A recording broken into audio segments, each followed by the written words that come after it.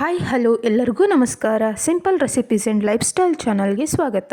Capsicum curry chapati, ರೊಟ್ಟಿ, rice, puri, paratha ಜೊತೆ ತುಂಬ ಚೆನ್ನಾಗಿತ್ತು ಅಂತ ಒಂದು ಕರಿ. ಇದನ್ನು ಯಾವ ರೀತಿ ಮಾಡೋದಂತ ತಿಳಿಸ್ಕೊಡ್ತೀನಿ. ಮೊದಲಿಗೆ ನಾವು ಕ್ಯಾಪ್ಸಿಕಮನ್ನು ನೀಟಾಗಿ ವಾಶ್ ಮಾಡಿಕೊಂಡು ಈ ರೀತಿಯಾಗಿ ಕಟ್ ಮಾಡ್ಕೊಳ್ಳೋಣ. ಅಷ್ಟೊಂದು ದಪ್ಪದಾಗೂ ಇಲ್ಲ, ಅಷ್ಟೊಂದು ಚಿಕ್ಕದಾಗೂ ಇಲ್ಲ. ಹೀಗೆ ಕಟ್ ಮಾಡಿದ ನಂತರ ಒಂದು ಕಡಾಯಿಯನ್ನು ಇಟ್ಕೊಂಡು ಅದಕ್ಕೆ 1 ಟೇಬಲ್ ಸ್ಪೂನ್ ಆಯಿಲ್ ಹಾಕಿ ನೀಟಾಗಿ ಫ್ರೈ ಮಾಡ್ಕೊಳ್ಳೋಣ.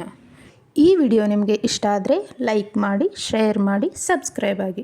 ಕ್ಯಾಪ್ಸಿಕಮನ್ನು ನಾವು ಮುಂಚೆನೇ ಫ್ರೈ ಮಾಡಿಕೊಂಡು ಕರಿ ಮಾಡೋದ್ರಿಂದ ತುಂಬ ಚೆನ್ನಾಗಿ ಬರುತ್ತೆ.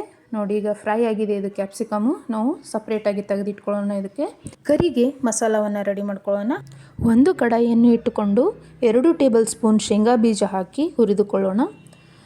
ನಂತರ ಖಾರಕ್ಕೆ 5 ರಿಂದ 8 ಹಸಿಮೆಣಸಿನಕಾಯಿ ಹಾಕಿ, ನಂತರ 1 ಟೇಬಲ್ ಸ್ಪೂನ್ ಒಣ ಕೊಬ್ಬರಿ, 1 ಟೀ ಸ್ಪೂನ್ ಆಯಿಲ್ ಹಾಕಿ ಚೆನ್ನಾಗಿ ಹುರಿದುಕೊಳ್ಬೇಕು. ಈ ರೀತಿಯಾಗಿ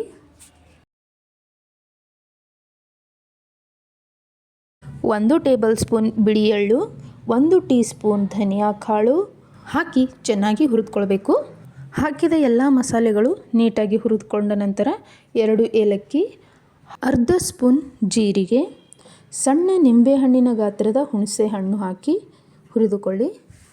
ಈಗ ಎಲ್ಲ ಹುರಿದುಕೊಂಡ ನಂತರ ನಾವು ಒಂದು ಮಿಕ್ಸಿ ಜಾರಿಗೆ ಎಲ್ಲ ಹುರಿದ ಮಸಾಲೆಗಳನ್ನು ವರ್ಗಾಯಿಸ್ಕೊಳ್ಳೋಣ. ಇದಕ್ಕೆ ಮಿಕ್ಸಿ ಜಾರಿಗೆ ಕೊತ್ತಂಬರಿ ಸೊಪ್ಪು ಮತ್ತು ಬೆಳ್ಳುಳ್ಳಿಯನ್ನು ಹಾಕಿ ಈ ರೀತಿಯಾಗಿ ಮಿಕ್ಸಿ ಮಾಡಿಟ್ಕೊಳ್ಳೋಣ. ಈ ರೀತಿಯಾಗಿ ನೀಟಾಗಿ ಫೈನಾಗಿ ಮಿಕ್ಸಿ ಮಾಡ್ಕೋಬೇಕು. ಈಗ ಒಂದು ಕಡಾಯಿಯನ್ನು ಇಟ್ಕೊಂಡು 2 ಟೇಬಲ್ ಸ್ಪೂನ್ ಆಯಿಲ್ ಹಾಕಿ ಸಾಸಿವೆ, ಜೀರಿಗೆ ಹಾಕಿದ ನಂತರ ನಾವು ಒಂದು ಪಲಾವ್ ಎಲೆಯನ್ನು ಹಾಕ್ಕೊಳ್ಳೋಣ. ಅದಕ್ಕೆ ಚಿಕ್ಕದಾಗಿ ಕಟ್ ಮಾಡಿದಂಥ ಈರುಳ್ಳಿಯನ್ನು ಹಾಕ್ಕೊಳ್ಳೋಣ. ಈರುಳ್ಳಿ ನೀಟಾಗಿ ಬೇಯ್ದ ನಂತರ ಸ್ವಲ್ಪ ಅರಿಶಿನ ಪುಡಿ ಹಾಕಿ ಕಟ್ ಮಾಡಿ ಹುರಿದ ಕ್ಯಾಪ್ಸಿಕಮನ್ನು ಇದಕ್ಕೆ ಮಿಕ್ಸ್ ಮಾಡ್ಕೊಳ್ಳೋಣ. ಕ್ಯಾಪ್ಸಿಕಮ್ ಚೆನ್ನಾಗಿ ಮಿಕ್ಸ್ ಆದ ನಂತರ ನಾವು ಹುರಿದು ಮಿಕ್ಸಿಗೆ ಹಾಕಿದಂಥ ಮಸಾಲೆಯನ್ನು ಹಾಕಿಕೊಳ್ಳೋಣ. ನಮಗೆ ಎಷ್ಟು ತಿಕ್ನೆಸ್ ಬೇಕಲ್ಲ ಅದ್ರ ಮೇಲೆ ನಮಗೆ ನೀರನ್ನು ಕೂಡ ನಾವು ಇದಕ್ಕೆ ಸೇರಿಸ್ಕೋಬೇಕು. ಯಾಕಂದರೆ ನಾವು ರೈಸ್ ಜೊತೆ ತಿನ್ನಬೇಕಾದ್ರೆ ಸ್ವಲ್ಪ ಕಡಿಮೆ ತಿಕ್ನೆಸ್ ಇರಬೇಕು, ಅಂದರೆ ಸ್ವಲ್ಪ ಅಳಸಿರಬೇಕು. ನಾವು ಚಪಾತಿ, ರೊಟ್ಟಿ ಇದ್ರ ಜೊತೆ ತಿನ್ನಬೇಕಾದ್ರೆ ತಿಕ್ನೆಸ್ ಸ್ವಲ್ಪ ಹೆಚ್ಚಾಗಿರಬೇಕು. ನೋಡಿ, ನಮಗೆ ಎಷ್ಟು ಬೇಕೋ ಅಷ್ಟು ನೀರನ್ನು ಮಿಕ್ಸ್ ಮಾಡಿಕೊಂಡು ರುಚಿಗೆ ತಕ್ಕಷ್ಟು ಉಪ್ಪು ಹಾಕಬೇಕು. ಇದನ್ನು ಪ್ಲೇಟ್ ಮುಚ್ಚಿ 5 ರಿಂದ 7 ನಿಮಿಷ ಬಾಯ್ಲ್ ಮಾಡಿದರೆ ವೆರಿ ಟೇಸ್ಟಿಯಾದಂಥ ಕ್ಯಾಪ್ಸಿಕಮ್ ಕರಿ ರೆಡಿ ಆಯಿತು. ಇದಕ್ಕೆ ಮೇಲೆ ಗಾರ್ಲಿಶಿಂಗ್ಗಾಗಿ ಕೊತ್ತಂಬರಿ ಸೊಪ್ಪನ್ನು ಹಾಕಿದರೆ ಚಪಾತಿ, ರೊಟ್ಟಿ, ರೈಸ್, ಪೂರಿ, ಪರೋಟ ಇದ್ರ ಜೊತೆ ತಿನ್ನೋಕ್ಕೆ ತುಂಬ ಚೆನ್ನಾಗಿರುವಂಥ ಒಂದು ಕರಿ ರೆಡಿ ಆಯಿತು.